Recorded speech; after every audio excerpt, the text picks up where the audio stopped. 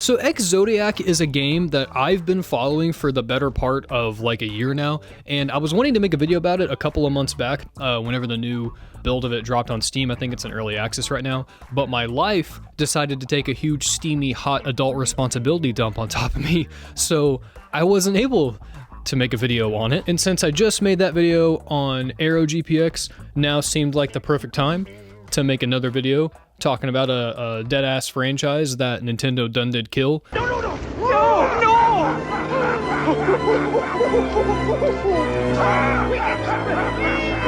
And this is clearly trying to just like be a spiritual successor to Star Fox, mainly the Super Nintendo ones. It kind of feels like the Star Fox 3 that we never got, with its like hyper polygonal graphics and its high energy and intensifyingly mind-blowing gameplay that the old Star Foxes have.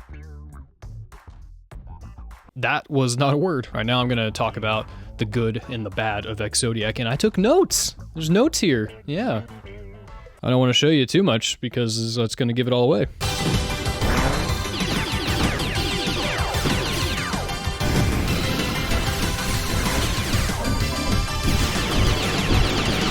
This nails the feeling of Star Fox. It is so clear where the inspiration for this game comes from, and I don't care. I'm so happy. It clearly has been made as a labor of love. The guy making this, or people, I know some guy named Ben's making it. I really apologize. I cannot remember the name or your last name off the top of my head here. I'm gonna like sprinkle it here in the video somewhere. So, ooh, look at that. Yeah, it's been something. Dude, you freaking nailed it here. Like, this game looks great, sounds great, plays great. Absolutely no complaints there. So you select a level and then you play it, and then you start crying yourself because you remember that Nintendo hates Star Fox. Now, as far as where we're at right now, it's just a string of like, you know, linear planets that you go through. I don't think there's any sort of branching pathways here. If there is, I certainly haven't found any of those yet. I actually really like how they changed the lock-on system here. So you know how in Star Fox, whenever you're like going throughout and you can charge up your missiles and you can attack somebody by locking onto them? That was a god-awful description of what you do in Star Fox. So instead of just being able to lock onto one enemy like you can in most Star Fox games, you can lock onto 5 enemies in here. But the cool thing about it is, instead of just basically being a static thing that you can do, you actually have to work your way up to that. So you can start the level out by only being able to lock onto 3, and I think you can also do that in Star Fox Zero.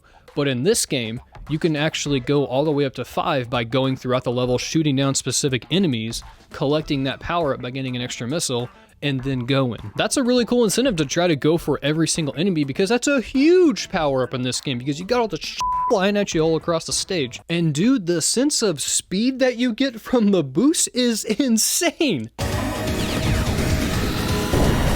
It feels so good. So along with you unlocking missiles, you can also unlock double lasers, and you can also get like health, and you know, it feels exactly like what you'd expect. But something else that you can unlock is the cyberspace levels. And this is where it gets pretty cool. So if you aren't aware, Sega has a franchise that they have long since abandoned like a lot of theirs. It's called Space Harrier, and this is basically kind of like another on-rail shooter, except the way you control it is a little bit different, and you're sliding all over the place. It's a little more free-flowing than something like Star Fox, which feels a little more, I don't want to say grounded, because you're literally not grounded. Space Harrier feels a lot quicker and a lot more frenetic and crazy. So to mix up the gameplay a little bit in here, you can unlock these cyberspace levels, which has you basically going into these data streams, and it's like Space Harrier.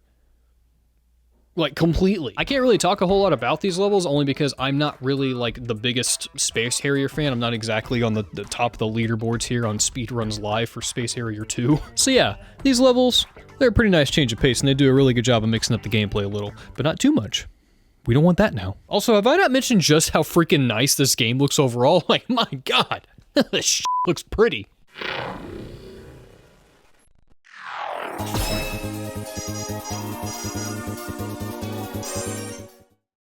Now, I wish throughout this video I only had good things to say about this game, but I do want to cover a couple things that I really hope are changed by the time the game actually gets released. Man, I wish that there was voice acting. I understand this is clearly trying to be like Super Nintendo Star Fox, and I totally 100% respect that. I also respect the fact that this is a small indie team. Maybe they can't afford voice actors. I don't know. But like,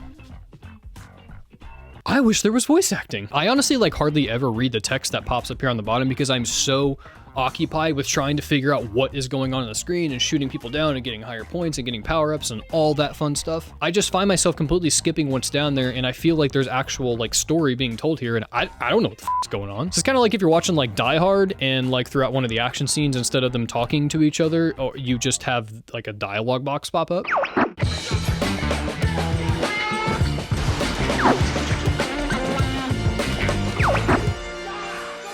Also, the power-ups don't carry over into the next level, which is like super annoying, to be totally honest, and I really hope that gets changed. All right, so this next one is totally a personal problem, and I completely understand. I like to barrel roll a lot, and sometimes I feel like I can't barrel roll as much as I would like to in this game, and that is kind of bullshit.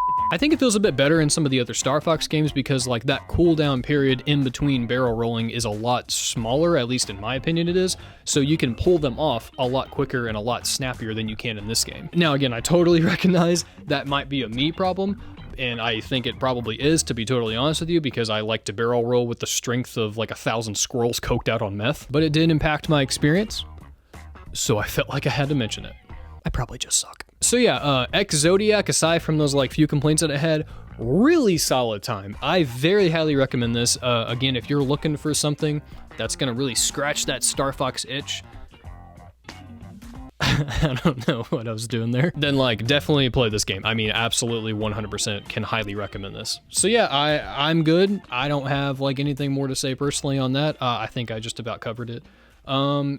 Yeah, I think I'm gonna go stand outside in the freezing cold and probably contemplate why we haven't got a new Star Fox game in a very long time.